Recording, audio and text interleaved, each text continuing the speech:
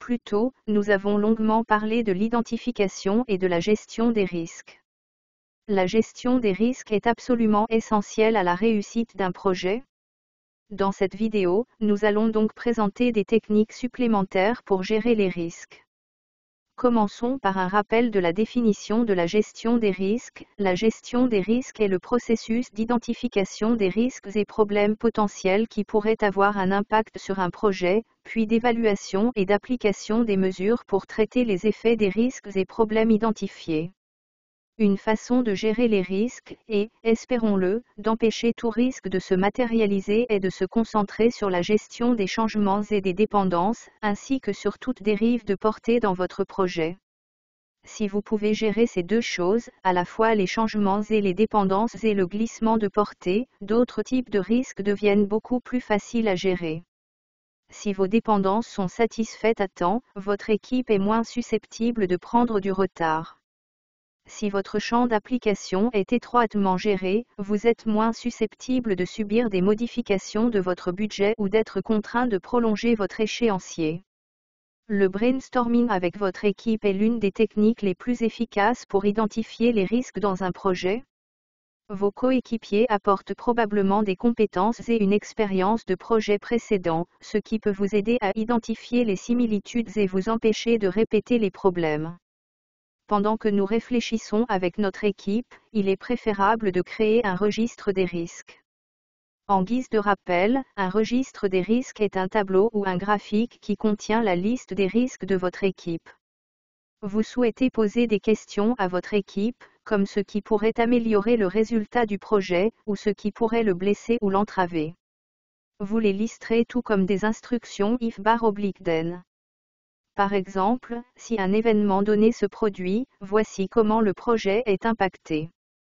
Pour vous aider à hiérarchiser les risques dans votre registre des risques, vous pouvez calculer votre exposition au risque.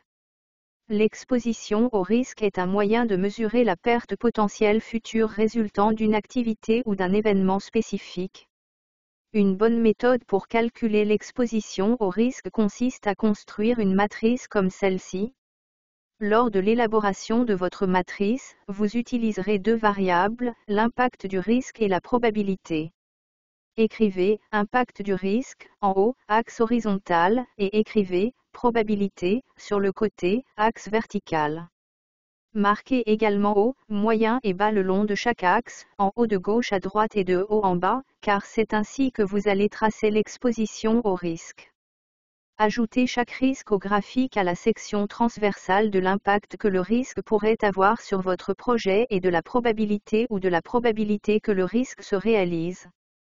Il s'agit d'une technique, mais quelle que soit la stratégie que vous utilisez pour examiner votre exposition au risque, vos risques devront être hiérarchisés afin que vous sachiez et que votre équipe sache auxquels accorder une attention immédiate.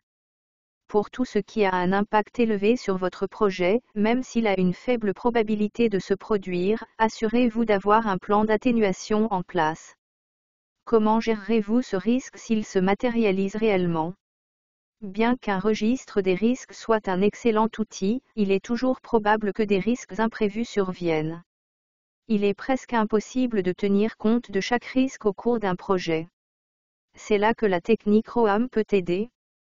La technique ROAM, qui signifie résolu, détenu, accepté et atténué, est utilisée pour aider à gérer les actions après la survenance des risques.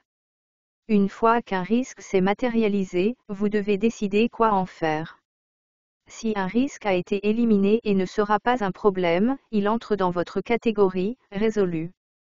Si vous confiez à un membre de l'équipe la propriété d'un certain risque et que vous lui confiez sa gestion, ce risque entre dans la catégorie « possédé » et est surveillé jusqu'à son achèvement.